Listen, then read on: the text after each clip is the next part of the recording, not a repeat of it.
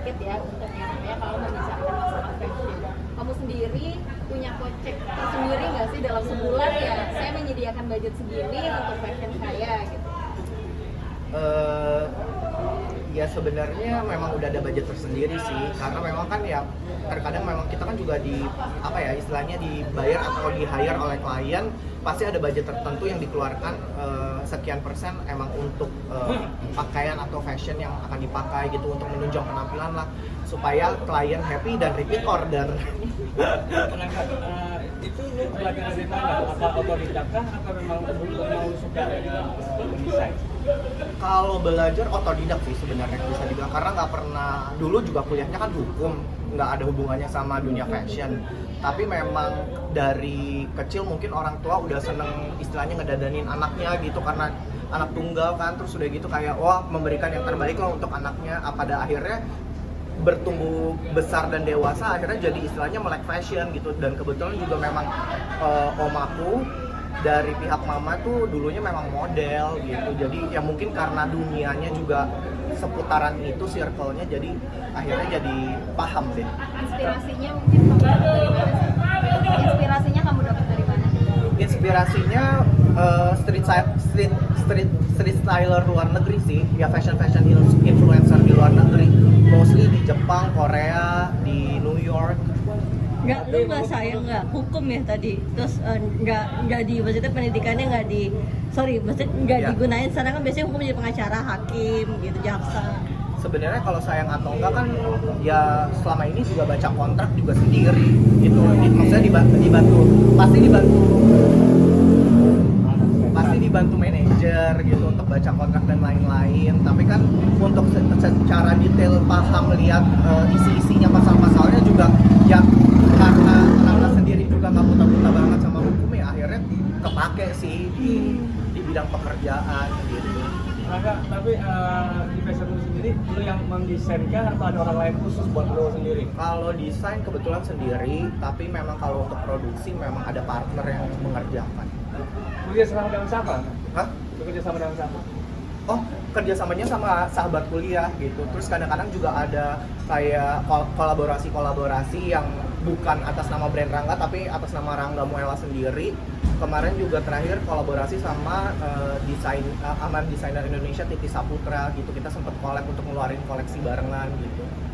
Nggak pernah ikut kejuaraan itu? Fashion Week kali ya. Ikut Jakarta Fashion Week, Jakarta Food and Fashion Festival, Bali Fashion Week, Surabaya di Ciputra Fashion Week.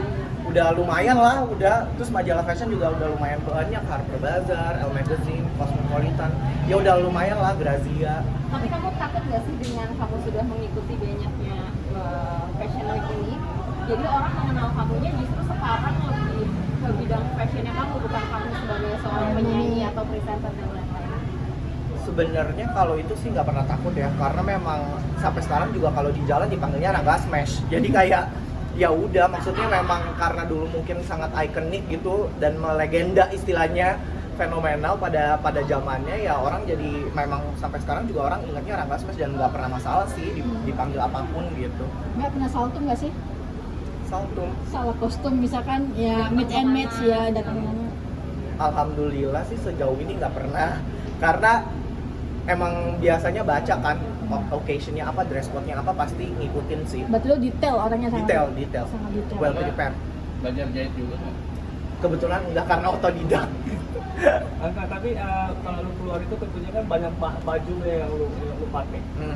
Sempat ribet nggak sih ngambil baju-baju yang mana ya? Karena acara itu kan khusus supaya lu tampilan lu lebih menarik, lebih cepat. Iya. Berapa baju sih yang lu siapin kalau misalnya mau bikin acara? Iya, sebenarnya karena jarang banget ya nge-hire fashion stylist atau pakai wardrobe misalkan dari televisi atau apapun gitu istilahnya. Semua dikerjakan sendiri karena mungkin juga paham dan tahu kayak bagian tubuh mana yang harus ditutupin apa segala macam, bagusnya apa supaya lihat lebih jenjang, lebih kurus gitu.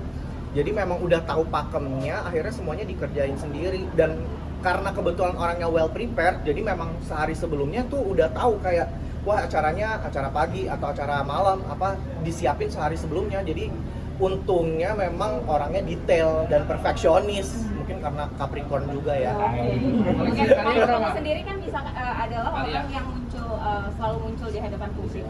Nah, hal-hal seperti itu pasti banyak banget kayak pakaian-pakaian yang nggak bisa kamu pakai ulang. Nah, biasanya seperti apa? Atau kamu retouch lagi kah atau seperti apa? Iya, karena biasanya aku pre-love.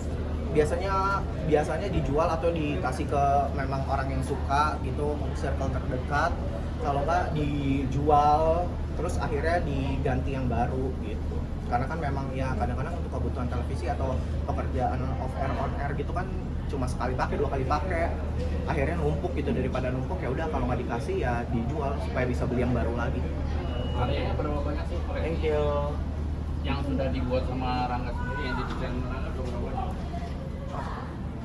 Mungkin dari tahun 2015 ratusan kali ya. Udah ratusan lah.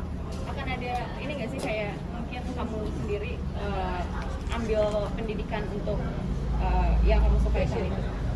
Pengen sih, tapi lebih pengen ngambilnya ke fashion business kali ya, bukan desain. Jadi supaya lebih paham untuk gimana cara berbisnis di dunia fashion secara baik dan benar. Siap kalau gitu, thank you. Thank you. Thank you. Thank you semuanya. Thank you. Thank you.